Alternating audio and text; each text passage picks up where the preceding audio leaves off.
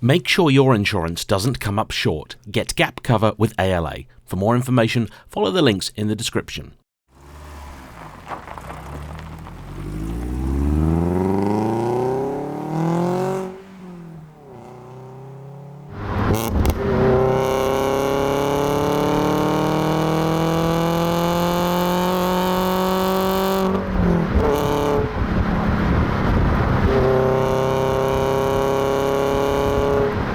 Hello everybody.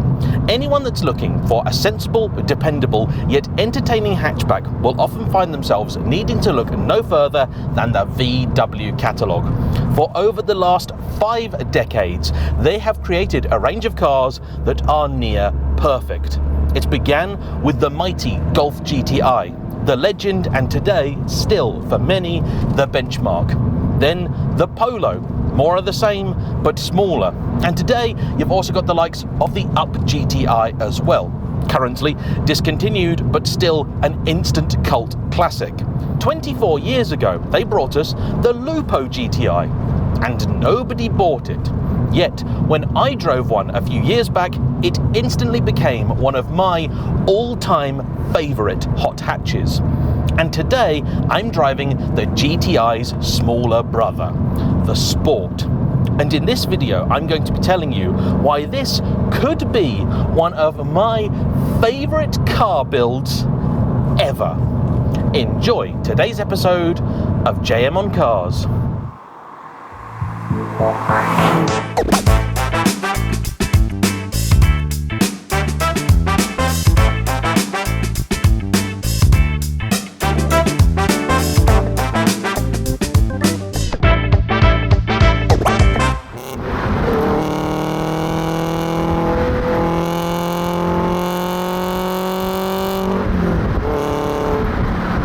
A Lupo in of itself is already an interesting car. It landed back in 1998 and was designed to fill the gap left by the Polo, which itself had grown to the point there was now space in the range for a smaller, cheaper, entry-level car. Unfortunately, VW being VW, they did it in such a way that they had to charge so much money for it that nobody really bought it. The Lupo being built on effectively a shortened version of the same platform as the Polo. And in typical VW fashion, compared with their rivals from the likes of Ford and Vauxhall, they gave you less and charged more. A Lupo was considerably more expensive than either the Ka or even a Fiesta in some cases, meaning that very few people here ever bought one. It was discontinued in 2005, being replaced technically by the Brazilian-built Fox and eventually the Up.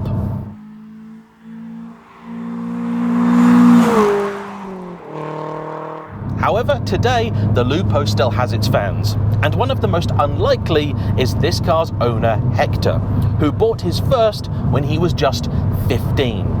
And what makes this particularly remarkable is that he was only born a year after the car was discontinued. And quite why he's obsessed with the Lupo? We're not really sure. He likes the look of it.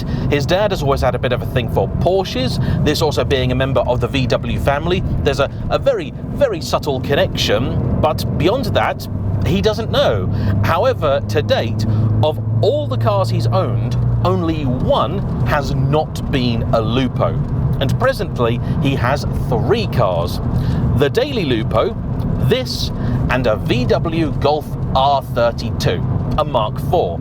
But he says that would be the first to go if ever he had to sell anything, and this the last. For into this car he has poured his heart, his soul, and certainly his bank balance. And what I love about this car is that on the face of it, it just looks like your ordinary, average, everyday Lupo.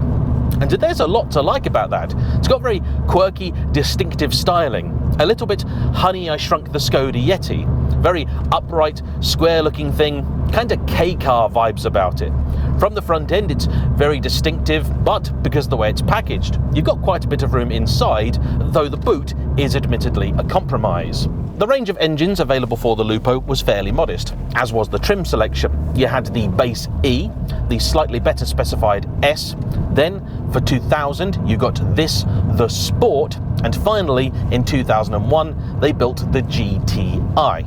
And so, for those buying a Sport, what exactly did you get? Well, as it turns out, not that much. There were 14-inch alloy wheels, better brakes than the standard car, a 100 horsepower version of the 1.4 litre 16-valve petrol engine, or should you want it, a diesel making 75 horsepower, though you did at least get air conditioning and heated washer jets. And the options list of this car really does serve to highlight just how stingily specified the Lupo was. So, here we have the regular radio cassette unit, the CD player being deleted in favour of a little cubbyhole for weight saving, don't you know? You have electric windows up the front, the ones in the back fixed in place. There is electric adjustment for the wing mirrors, and curiously, this one is larger than that one. Quite common in German cars back in the day, but apparently here it was an option. The painted covers here, where in a base model your manual controls for the wing mirrors would go, were also an option, as was the little, but I think rather neat spoiler. The centre exit exhaust is actually standard for the Sport, and I think looks really quite cool. But the best bit of the whole package for me, the optional Tim and Tom interior. One of the wildest things I think I've ever seen on an options list. It's a fabric which was available in a number of different colours, and on it you've got very childish looking pictures of a cat and a mouse. That's the best thing ever! I love it so much. I want a roll of this for my track car. Oh, it's beautiful. And this particular car is in absolutely incredible condition. The term museum quality is bandied about a lot, but this one really is. It's sensational. Helped by the fact that it's had, amongst other things, an almost back-to-bare metal respray. The car having previously been owned by an old lady, who apparently wasn't very good at parking it in her garage. The door over there was at one point banana-shaped. And what I am so impressed about is the fact that though this car is in fact quite modified, to look at it, you just wouldn't know. If you listen to it though, there are a few clues.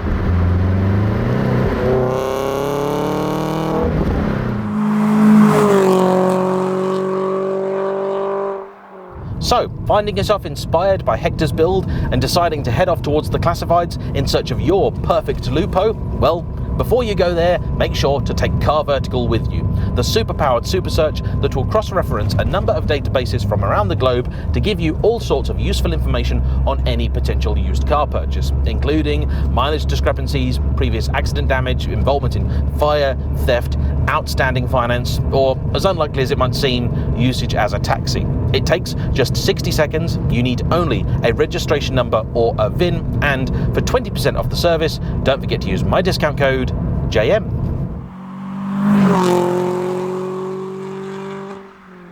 Almost the entire exhaust is non-standard. It begins with a 4-into-1 section at the manifold, going then into a custom silencer that Hector has had fitted to make sure it's still not too bad to drive at low RPM and normal speed, and though it remains fruity and almost straight through the rest of the way, he went to the effort of welding on the original tip.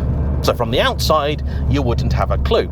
The car is also sitting on KW V2 suspension, so it's lower and firmer than standard. The subframes have been off. They've then been refitted with poly bushes throughout, for both them and some of the other components too. These wheels are genuine VW items, a 15-inch upgrade that at the time cost £1,500, meaning VW themselves say they only ever sold 2 sets. And the level of attention to detail here can best be exemplified by the rear boot lid, which at first glance looks completely ordinary, but he's had a VW Charan badge fitted to the car, which apparently is a very common thing that people do to cars of this age. It's ever so slightly smaller than the factory one, meaning that the way it sits on its little plinth looks very nice, neat and tidy. But the ultimate dedication has to be the fact that he's removed the regular boot handle and put on one from a VW Caddy. Why? Well, the normal one has a key barrel on it, which means the handle sits offset. Now, the whole thing is centered. That's a kind of dedication I can get behind.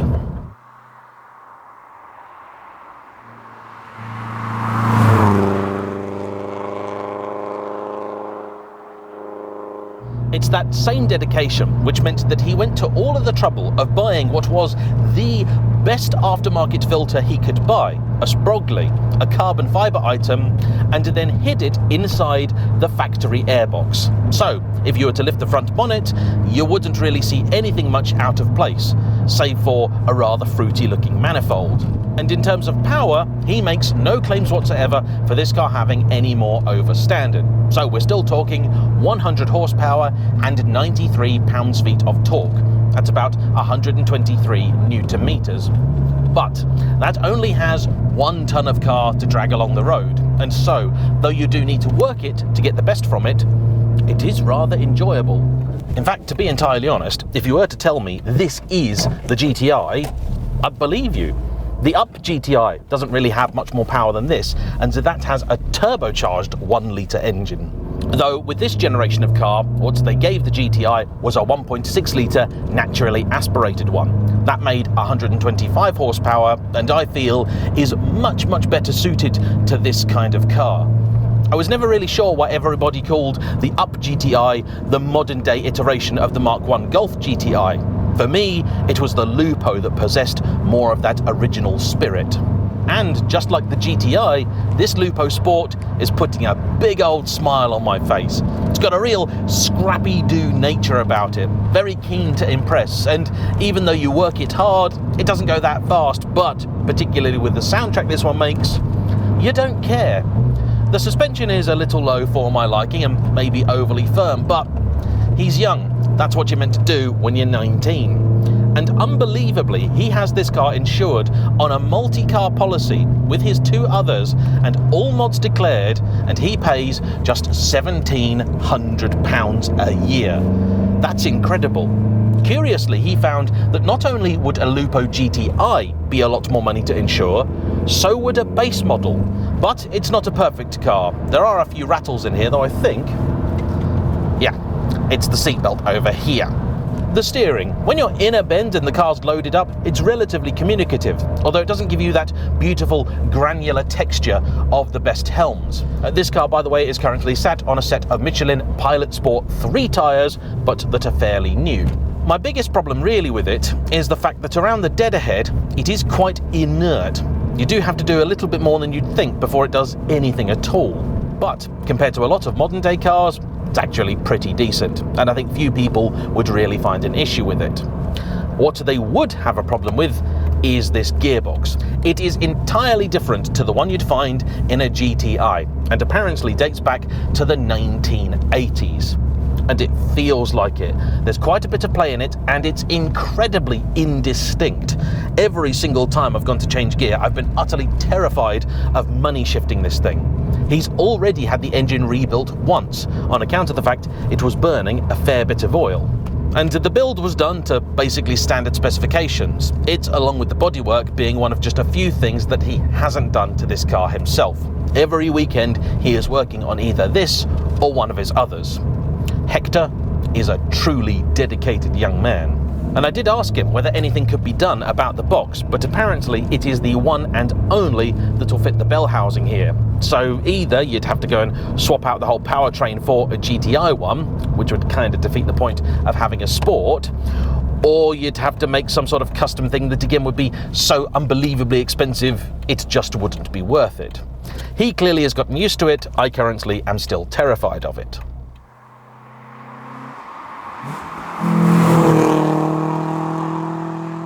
The clutch is nice and light. Bite point not the easiest to find. It's kind of floating a little bit too high for my liking. The brake pedal's actually got a good feel though. It's nice and firm. A little bit of travel in it, but that's okay. For this kind of car, I expect it, and the throttle, of course, is very light, though oddly it does feel like there is just a hair of lag in there. Not something that's really been an issue, and it's not like the car's got so much power you're ever likely to overwhelm the front tyres, but still, something worth noting. These seats have been taken apart and refoamed, and though they don't look like much, they do an okay job. There's not much in the way of side bolstering, but you know what? For this kind of car, it's not an issue. I neglected to ask about fuel economy, but experience tells me in these things that when you're not pushing, it can be pretty good. Expect somewhere in the 40s. When you're having fun, of course, not quite so good. And this is the kind of car that has near universal appeal, because I can see it being an ideal first car, an ideal first fun car, or the sort of thing you buy to take yourself to the station, or maybe share with your grown-up child that's heading off to university. Because it's the kind of thing that I know mum or dad would love to borrow of a weekend and have some fun in. Though, maybe not too much fun, eh? The biggest drawback, maybe on account of the fact they just never sold that many here, is parts availability. Getting these alloys was difficult. Getting the centre caps for them, near impossible. Luckily, and for reasons I just do not understand, they are shared with wheels from a Vauxhall Cavalier. So on eBay he found a set of Cavalier wheels, and to then convince the seller to take the caps off and just send him those. He bought the wheels, just didn't need them.